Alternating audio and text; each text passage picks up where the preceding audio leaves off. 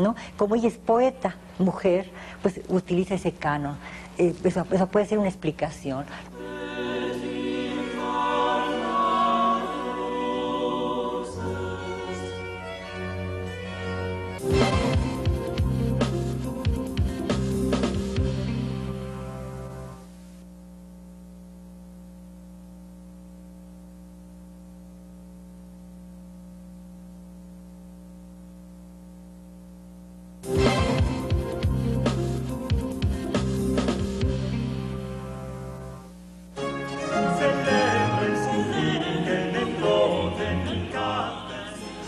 Ella tuvo una fama enorme en España, pero grandísima.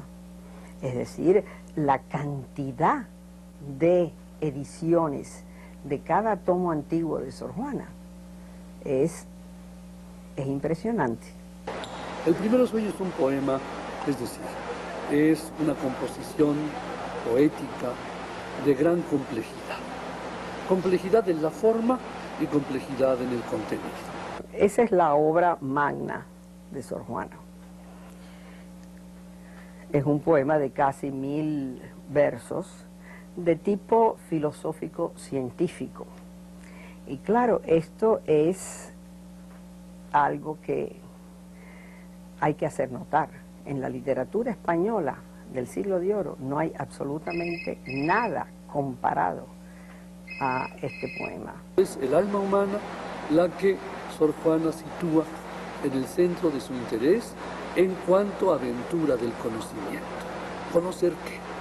Conocer el universo creado, conocer las leyes que lo rigen, pero no solo el universo mundo, el pequeño universo humano, conocerse a sí mismo, que es el lema de la filosofía antigua y clásica.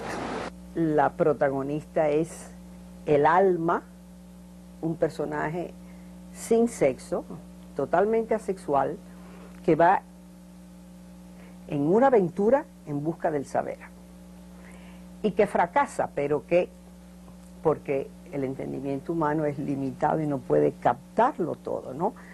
Pero que ella convierte ese fracaso en victoria, porque saca una lección y nos dice que no importa que fracasemos, porque lo importante es el intento, el esfuerzo que uno haga por conseguir lo que uno desea. Pero la última palabra del poema se cierra con dejando a luz más cierta el mundo iluminado y yo despierta, lo cual quiere decir, es una mujer la que ha dicho todo esto, ¿no? Así que es una defensa también del derecho que tenía la mujer a la intelectualidad. El derecho que ella defendía para ella y para todas las mujeres.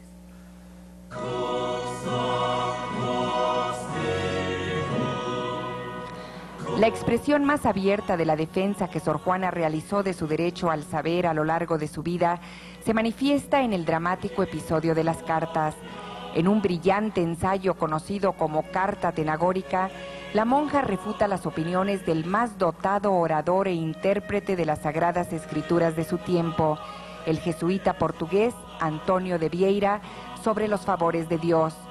El obispo de Puebla, amigo de Sor Juana, le envía una carta en la que le llama la atención por su atrevimiento, bajo el seudónimo de Sor Filotea de la Cruz. Sor Juana contesta con su célebre respuesta, en la que por última vez defiende su derecho a expresarse y a pensar. Tanto los textos teológicos como los filosóficos, como la misma poesía, no son meras especulaciones abstractas, sino reflejan justamente la vida misma de Sor Juana. Y hay que hacer mucho hincapié en esta relación entre la vida y el pensamiento en Sor Juana. Recientemente se hizo la presentación de la Carta Tenagórica en una edición facsímil. Y en el estudio preliminar, Elías Trabulce menciona que existe una carta en la época dirigida al obispo de Puebla de una monja, Serafina de Cristo, contemporánea de Sor Juana, en la cual Serafina de Cristo explica que la Carta Tenagórica no estaba referida meramente a a la pugna con el jesuita Vieira sobre cuáles eran los mayores favores de Cristo, sino a la pugna que tiene Sor Juana con su confesor. Bueno, Elías Trabulce de alguna manera demuestra que esta serafina de Cristo es la misma Sor Juana, que con un enorme humor, porque si algo tiene Sor Juana es verdaderamente esta capacidad irónica, con un enorme humor, hace burla de todo esto y reconoce que la intención última de la carta atenagórica era justamente una defensa de Sor Juana contra el confesor para que ella pudiera seguir conociendo, para que ella pudiera seguir escribiendo, ¿no? Entonces, una de las cosas que hay que recalcar es justamente esta unión entre vida y pensamiento de Sor Juana. Sor Juana, evidentemente, lo que más le interesa, como ella dice, es saber. Pero Sor Juana era un personaje muy particular, porque se presentaba como alguien a quien los desafíos le importaban muchísimo. Sor Juana se enfrenta a todas las grandes figuras de su época y con todas esas grandes figuras puede, ¿no? Es decir, se enfrenta a los gigantes, como se decía en su tiempo, y no queda como enana, sino como gigante. Es decir, se enfrenta a Góngora con el sueño, se enfrenta al padre Vieira, que en realidad es Núñez de Miranda, en la carta atenagórica, se enfrenta al discurso hagiográfico tal y como lo utilizan las monjas de su tiempo, pero lo trasciende haciendo un discurso de tipo, pues en cierta medida biográfico, pero también científico y de un manifiesto, antes de que esto existiera, de una mujer que quería pedir el derecho, que quería luchar por el derecho de las mujeres para aprender y para enseñar. ¿Por qué renuncia a seguir escribiendo? ¿Por qué regala sus libros para que sean vendidos y del producto se ayude a los menesterosos? ¿Por qué deja de leer? ¿Por qué deja de escribir? ¿Por qué parece que se sacrifica a sí misma? Primero, mediante los castigos, tanto psicológicos como físicos, que implicaba una situación de crisis religiosa. Y segundo, algo que algunos han considerado casi como voluntad para el suicidio, dejarse infectar por la peste que invadía la ciudad y su convento. Esto ha sido muy controvertido.